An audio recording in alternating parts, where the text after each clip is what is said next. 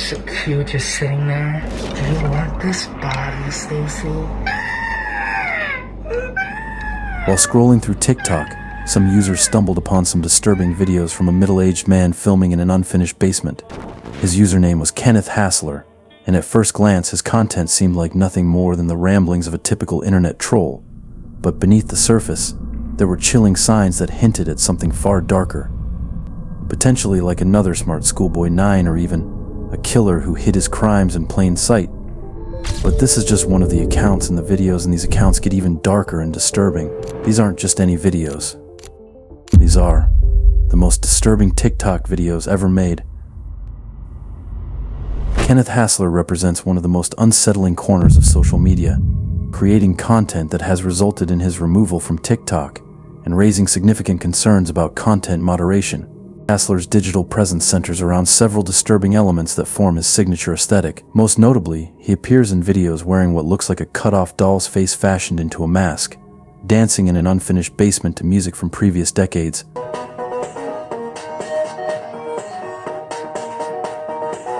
Particularly songs from the 1960s and 1970s.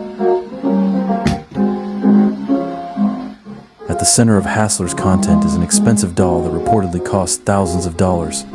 Because you may have figured this out already, but it's a sex doll. The relationship portrayed with this inanimate object transcends typical collector behavior, as Hassler incorporates it into role-playing scenarios that simulate captivity situations. In these videos, he addresses viewers as Stacy, speaking directly to the camera as though the audience is being held against their will, which is insane when you think about it, because it's the thought behind this. This guy's imagination will escalate, if it hasn't already. The dialogue in these scenarios is deliberately unsettling. Hey there, Stacy. I see you're awake now. You've been out for a few hours. Followed by increasingly disturbing comments about the viewer's body and appearance. I kinda choked on your penis while you were passed out. You're so special to me. So very special. Despite having a relatively modest following, under 2,000 followers, and while looking at his Instagram we actually see his face, and he isn't that bad looking, but what drives someone to do stuff like this? In one particularly revealing video, he explicitly states, "I could say 100% every single negative aspect of my life. Women are entirely to blame for." I could say 100% every single negative aspect of my life, women are entirely to blame for. This sentiment appears repeatedly throughout his content, suggesting that the disturbing performances might be outlets for genuine resentment rather than simply artistic expression. Perhaps one of the most unsettling aspects of Hassler's content involves his detailed descriptions of how he maintains his doll. In posts explaining his cleaning process, he details removing the doll's head, washing its body in his shower, and applying baby oil and powder to keep her soft and supple.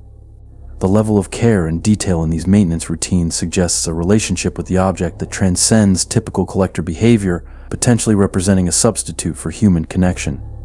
The investment in props like expensive dolls, specialized masks, and dedicated filming locations demonstrates commitment beyond casual shocking content. Based on the available information, there is no evidence that Kenneth Hassler is a serial killer or has committed violent crimes, but we are not sure. I wouldn't be surprised if this guy had bodies laying around in his basement. The persistent misogynistic themes throughout Hassler's content suggest that the disturbing videos may serve as outlets for what he really does in real life. I think creating disturbing content doesn't make someone a criminal, but his intense commitment to this persona and the resentment in his posts raise concerns about his mental health and potential for escalation. Let me know if you guys want a more detailed video on this guy. But unlike Hassler's disturbing but legally ambiguous content, the case of Kira Hart represents a moment when TikTok became not just a platform for disturbing expression, but the motivation behind a brutal crime. 12, 13 and 14 years old have been charged with multiple offenses. What drives 3 teenage girls to not only assault a peer for 4 hours straight, but to film it, share it, and believe this would somehow enhance their social status. On March 11, 2023, in Queensland, Australia, 14-year-old Kira Hart received what seemed like a normal invitation, a sleepover with 3 girls she believed were her friends. The gathering started innocuously enough, but as the night progressed, the atmosphere shifted dramatically. The girls, aged just 12, 13, and 14, abused her for 4 hours, or 4 excruciating hours. Kira was subjected to a brutal assault. The three girls took turns physically attacking her, punching her face and body, slapping her, and according to multiple sources, even using a knife, leaving her bleeding and with severe facial swelling. In perhaps the most chilling aspect of this case, videos of the attack were posted to one of the girls named Ranisha, and one particularly disturbing video recorded after the assault. Basically, just tortured someone, kind of. I don't know if it was like keeping hostage or something, because they just walked out and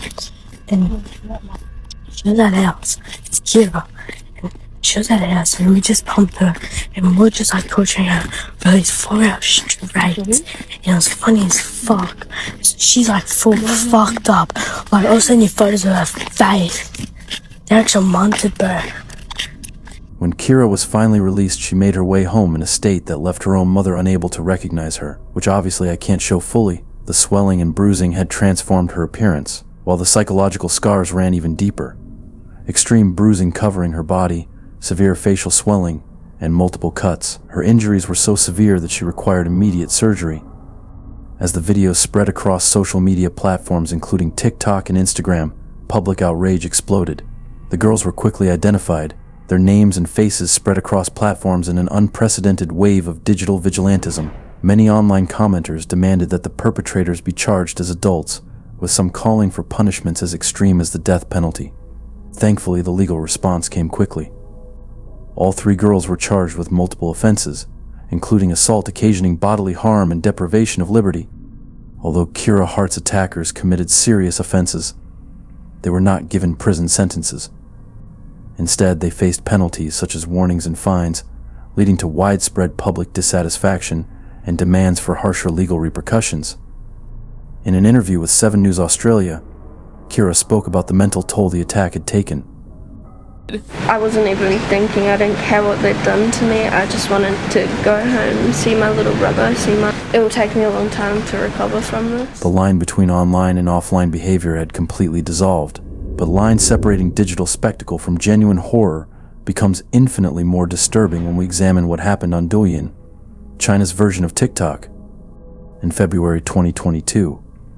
While an urban explorer known as Beanbag Adventure was pursuing his typical content of documenting abandoned buildings across rural China, he stumbled upon literal bodies in a secret laboratory hiding unthinkable horrors. Beanbag Adventure was just another content creator on Douyin. His videos followed a familiar pattern that urban exploration enthusiasts worldwide would recognize, climbing through broken windows, wandering through abandoned hallways, and documenting the quiet decay of forgotten buildings across rural China. His approach was methodical and calm, focusing on the melancholic beauty of abandonment rather than cheap thrills or sensationalism. In early 2022, Beanbag Adventure began documenting what appeared to be an abandoned laboratory facility in a remote area of rural China. The footage started routinely broken windows, peeling paint, abandoned equipment, but viewers noticed his demeanor shift as he discovered a staircase leading to a lower level. His usually steady commentary became fragmented, his breathing more intense. Something about this place felt different, though viewers couldn't yet see why. As he descended into the basement, the camera movements became less steady. 兄弟们想看的地下实验室，心理承受能力强的朋友，随着镜头来。接下来大家所看到。 As he approached what appeared to be a large pool-like structure in the center of the room. "I don't know what this is," he said quietly, his voice noticeably tense. The camera panned downward, revealing what appeared to be multiple bodies floating in dark liquid in various states of decomposition. It looked to be children, mirror babies, and a lot of them decaying in the water. He then begins to gag and runs out of the room, shutting off the camera right before getting sick. In a moment that would later be scrutinized endlessly by viewers, Beanbag Adventure quickly told his audience that these were movie props, a claim I think many speculate was meant to bypass Chinese censorship. What makes this case particularly compelling is that Beanbag Adventure didn't simply document this discovery once and disappear. 10 months after his initial video, he returned to the same site. In this follow-up footage, the pool of bodies was now partially covered with a tarp, suggesting someone had visited the location after he went last time. More disturbingly, the explorer discovered children's clothing near the pool that hadn't been present during his first visit. The bodies themselves showed signs of further decomposition, with tissue breakdown consistent with the passage of time. Despite the disturbing discovery, he returned a few days later to uncover even more horrors in the abandoned lab. This time he found jars with body parts that I don't want to get into, and skeletal remains of both adults and babies. On a later visit, he explored the upper levels, finding more bones, children's toys, and masks. While I don't know if this is true, I saw Nick Crowley talking about this in his investigation, so I had to include it, but even he's not sure. Many viewers noted that the bodies appeared to be missing internal organs, with chest and abdominal cavities displaying signs of surgical intervention. The presence of children's clothing, the equipment visible in peripheral shots, and the facility's remote location all contribute to a picture that defies simple explanation. Two primary theories emerged regarding what Beanbag Adventure may have documented. The first suggests the site served as a dumping ground for victims of a serial killer, explaining the number of bodies and them hiding it. The second, more systemic theory connects these discoveries to allegations of organ harvesting operations. China has faced persistent international criticism regarding forced organ harvesting practices, particularly involving prisoners and minority groups. Perhaps most telling is what happened after these videos began gaining traction beyond China's digital borders. Beanbag Adventure's account suddenly vanished from Douyin entirely, sparking fears about his safety and speculation about government intervention. While the account later reappeared, all videos related to the laboratory discovery had been permanently removed. But let me know what you guys think about these accounts, and make sure to subscribe.